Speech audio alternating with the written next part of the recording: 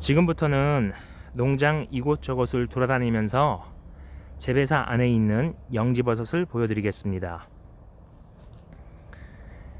그 전에 영지버섯에 관해서 짧게 설명을 드리면, 영지버섯은 대략 두 가지 종류가 있습니다. 첫 번째는 평각 영지버섯이고요. 두 번째는 녹각 영지버섯입니다. 평각 영지버섯은 사람의 신장, 즉 콩팥처럼 생긴 버섯인데요. 경우에 따라서는 접시처럼 둥그렇게 생긴 버섯도 있습니다. 네, 잠깐 지금 기차가 지나가는데요. 아마도 여수 쪽에 화학 공장이 많아서 그쪽으로 뭔가를 싣고 가는 게 아닌가 싶습니다. 네, 이어서 계속 말씀을 드리면요. 녹각 영지버섯은 사슴뿔처럼 생긴 버섯인데요. 마치 사람의 손가락처럼 이렇게 생긴 버섯입니다. 인터넷을 검색해보면 녹각 영지버섯의 베타글루칸 함량이 평각 영지버섯보다 2배 이상 많다고 하는 자료가 있는데요. 제가 3년 동안 녹각 영지버섯과 평각 영지버섯을 이용해서 영지버섯 진액을 만들어 봤습니다. 진액의 농도를 4%, 5%, 6%, 7%로 만들어 봤고요. 추출 온도와 시간 등을 달리하면서 영지버섯 진액을 만들었는데요. 제가 한 실험 중에서 의미 있는 실험은 영지버섯을 분말로도 만들어 봤고요. 그리고 적당한 크기에, 즉 강낭콩만한 크기로 잘게 절편으로 만들어 가지고 영지버섯을 액기스를 내봤습니다. 그리고 나서 그 영지버섯 진액을 영양소 분석 센터에 보내 가지고 어떤 유효 성분이 얼마나 있는지를 검사를 해봤는데요. 결론은 너무나 단순했습니다.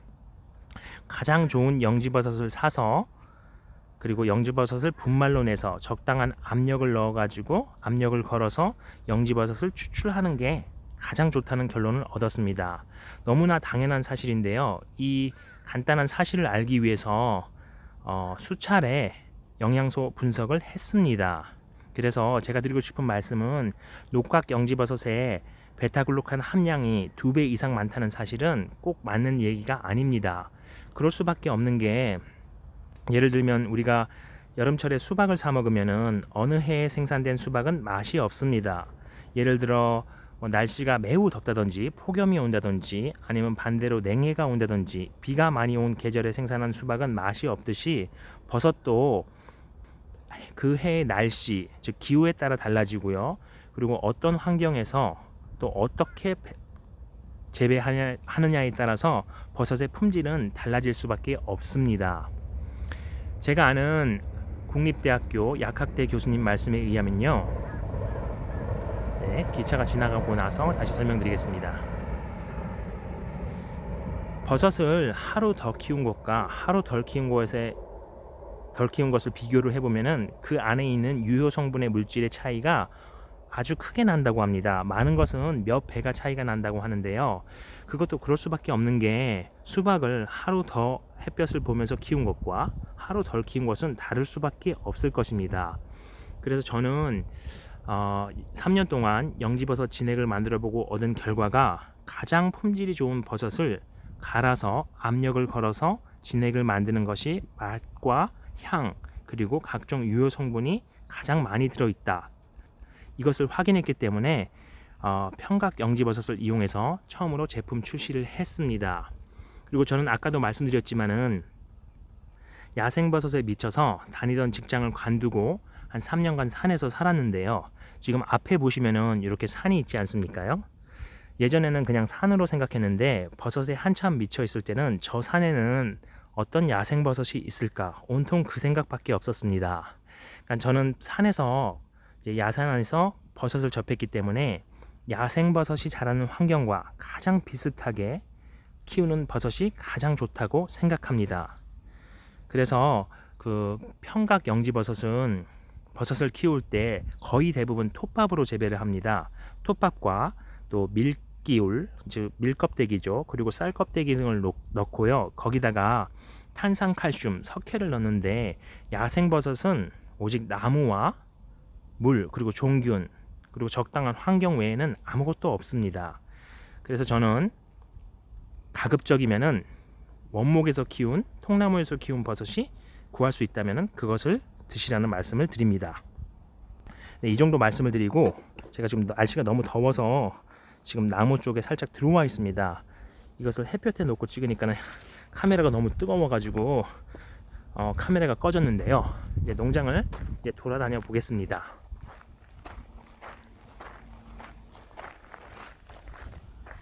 여기 보시는, 아까도 말씀을 드렸지만은 이 재배사 한 동이 70평입니다.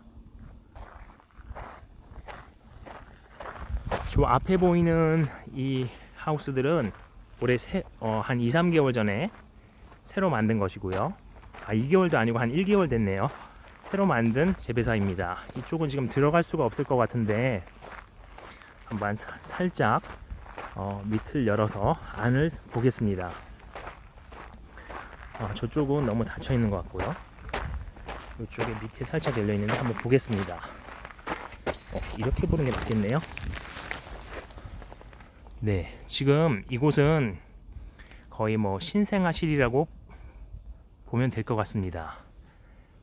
지금 버섯이 한창 올라오고 있는데요. 이쪽은 입구를 막아놔서 들어가지는 않고 옆에 있는 곳으로 가보겠습니다. 엊그저께만 해도 비가 너무 많이 내려가지고 이곳에 촬영을 하러 왔다가 너무너무 비가 많이 와서 그냥 돌아갔는데, 오늘은 다행히 날씨는 맑은데 아주 덥습니다.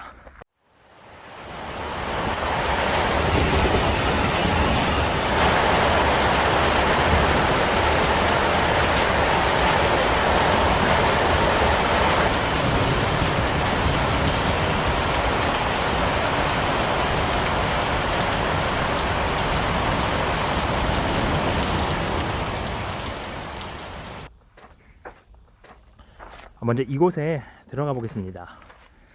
아주 후끈할 건데요.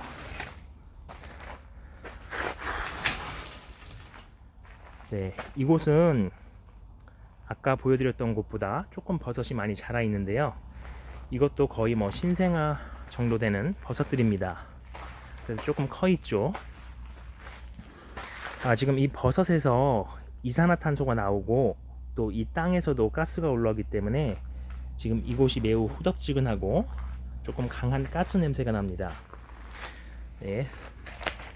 여기 보시면은 이렇게 통나무를 흙에다가 매립을 해놨는데요. 아까 표고버섯과 마찬가지로 이렇게 나무에 구멍을 뚫고 이곳에 영지버섯 종균을 접종해 놓았습니다. 조금 안쪽으로 들어가 보겠습니다. 이렇게 생긴 것도 영지버섯인데요. 산에서 이렇게 생긴 것을 보시면은 이게 뭐지 할 것 같은데, 이렇게 생긴 버섯도 있고요. 영지버섯이 이렇게 생긴 버섯도 있습니다. 저쪽에 온습도계가 있는 것 같은데 한번 보겠습니다. 온도는 36.9도고 습도는 84%입니다. 지금 이 나무는 올해 2월 달에 가마에 넣고 증기로 찐 나무입니다. 그리고 나서 나무를 식힌 다음에 보여드렸듯이 이렇게 버섯 종균을 접종을 합니다. 그리고 나서 이 나무를 따뜻하게 보온을 해줘야 되는데요. 2월 달에는 거의 겨울 날씨이기 때문에 나무를 적당한 덮개로 덮어서 최대한 추위를 안 가게끔 해주고, 이 나무를 5월 달에 처음 매립을 한 것입니다. 여기 보시면은 이렇게 찹쌀떡처럼 생긴 게 있죠. 이것은 영지버섯 균입니다. 어린 균, 유균이라 그러는데요. 산에 가시다가 이렇게 생긴 걸 보시면은 이게 뭐지 할 수 있는데, 이게 영지버섯입니다. 야산에 여름철에 등산로를 조금 벗어나서 죽은 나무 쪽으로 가보면은 비교적 쉽게 영지버섯을 발견할 수 있습니다. 근데 영지버섯은 아시는 분이 많아서 야생에서 이렇게 발견을 하셔도 그 다음날 누가 가보면은 그곳에 없는 경우가 많습니다. 즉 누가 영지버섯을 보면은 바로 따간다는 거죠. 지금 올해 처음 심은 나무고요. 이 나무는 올해 한 그러니까 늦가을에 한번 버섯을 수확할 것입니다. 그리고 나서 이 나무는 3년 동안 재배가 가능합니다. 그러니까 올해 처음 늦가을에 생산을 하고요. 내년 여름에 이맘때 버섯이 가득 올라올 것입니다. 그리고 한 번 더 마지막 3년 차에 한 번 더 재배를 할 것입니다. 근데 이 버섯을 어떤 걸 보여드리면 될까요? 저쪽에 나가서 그냥 설명해 드리는 게 좋을 것 같습니다. 이런 것들은 상당히 빨리 올라오고 있습니다. 일단 이 정도로 하고, 이게 너무 더워서 일단 나가 보겠습니다. 네, 이쪽도 지금 버섯이 잘 자라고 있습니다. 와, 이건 완전 뭐 찹쌀떡이죠.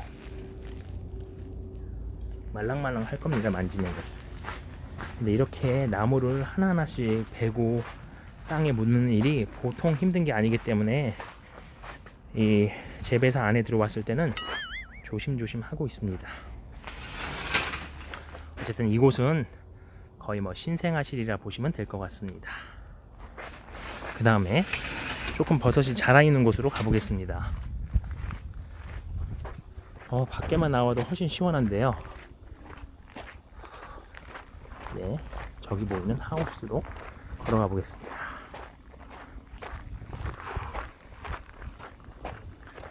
저쪽에는 옥수수를 되게 많이 심어 놓은 것 같습니다.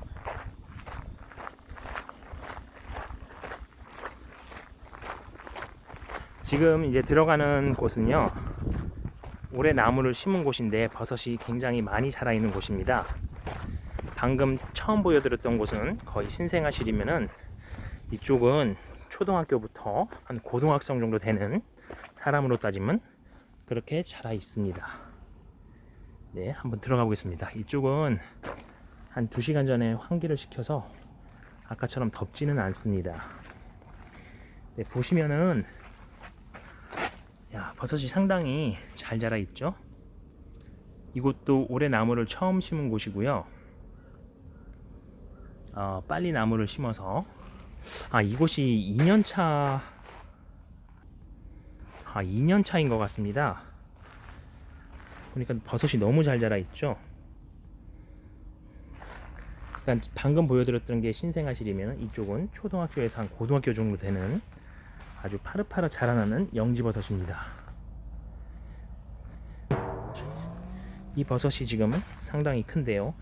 조심조심해서 들어가 보겠습니다. 이 버섯을 발로 차면은 버섯이 부러집니다. 버섯이 나무와 분리되는 순간, 식물 같으면은 뿌리를 뽑아도, 흙에서 뿌리를 뽑아도 다시 심으면 되지만은 버섯은 한번 부러지면 끝입니다. 옆에 제가 전화기를 하나 두면은 어느 정도 사이즈인지 대략 아실 수 있을 겁니다. 얘는 굉장히 터프하게 생겼네요.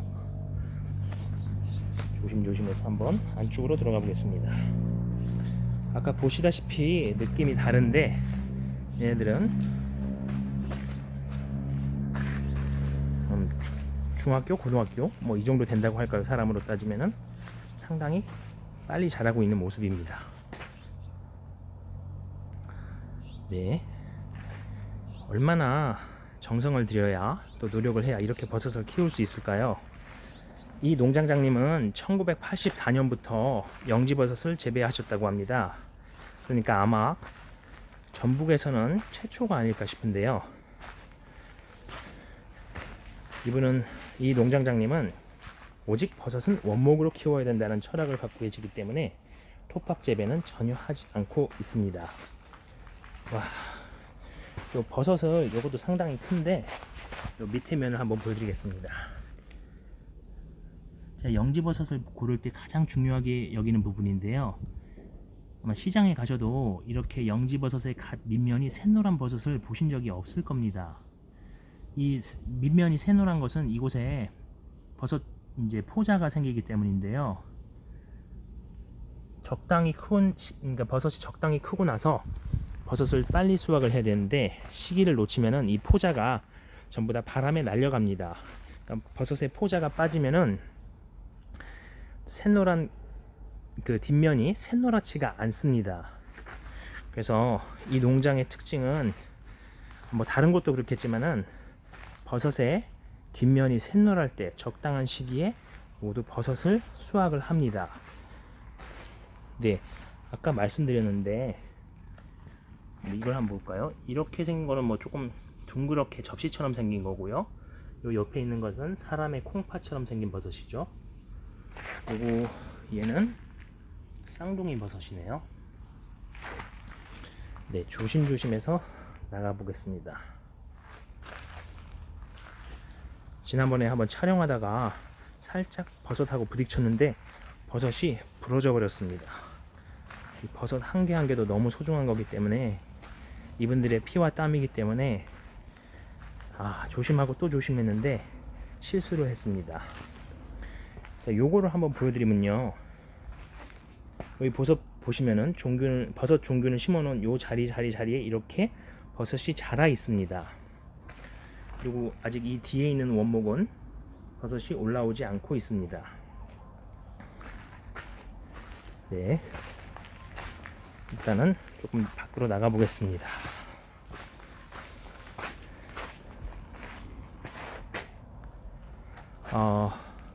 베트남 사람들의 대한민국 영지의 사랑이 엄청난데요. 베트남 노동자들이 월 평균 임금이 한국 돈으로 한 3-40만 원 된다고 합니다.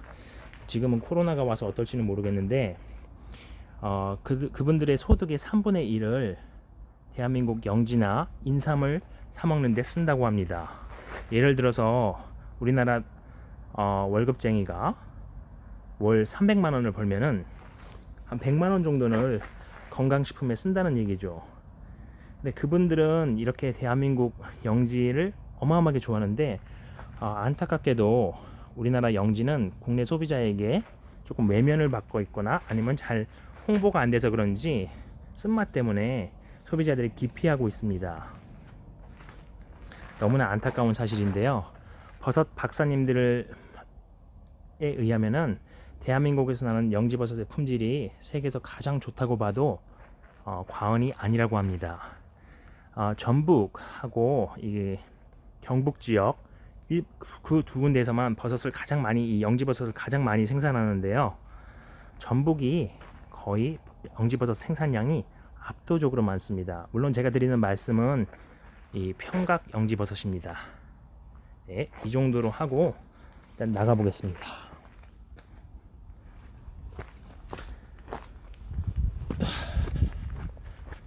옆에 있는 농장으로도 한번 들어가 보겠습니다. 이것도 네, 영지버섯이네요.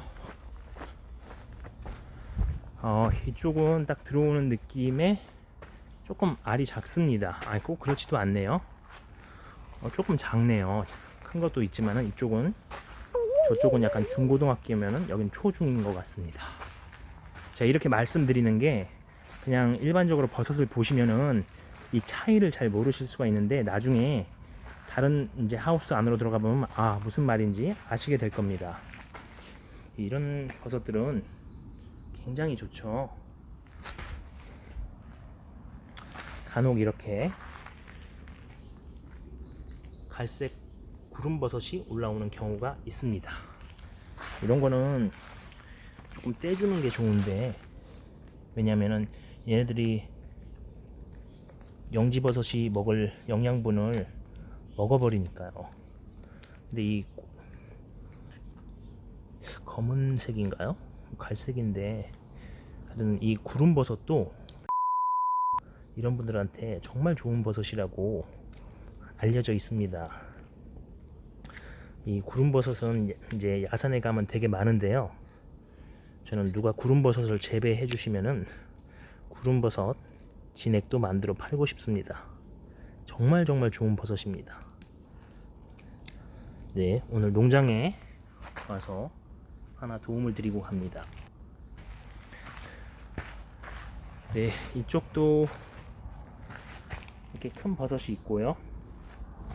아까와 비슷합니다. 네, 이 정도로 하고 다른 농장으로 한번 이동해 가보겠습니다. 촬영을 아까 말씀드린 대로 4기가 이상 하면 중간에 끊기기 때문에 이쪽도 한번 끊고 다시 이어서 하겠습니다. 이쪽도 이런 갈색 구름버섯이 확실히 갈색 구름버섯이네요. 어떤 책을 보면은 갈색 구름버섯에 독이 있으니까 먹지 말라고 하는데 먹어봐도 아무 이상 없습니다.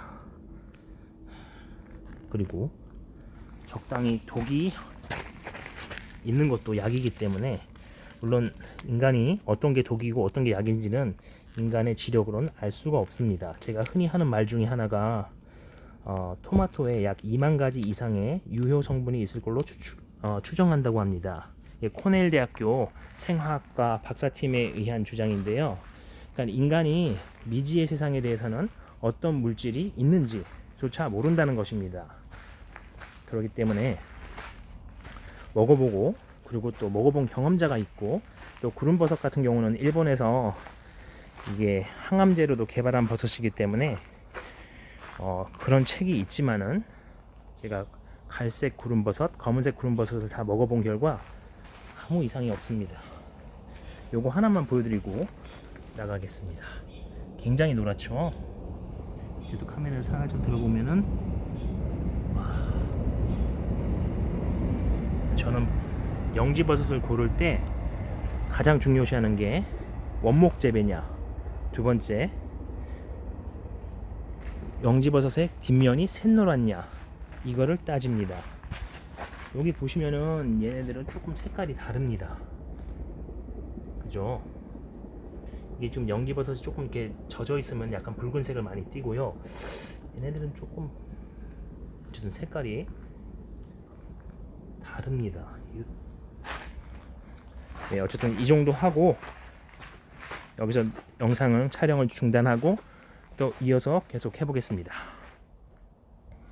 네, 감사합니다. 건강하세요. 마이코팜 갈아 만든 영지버섯.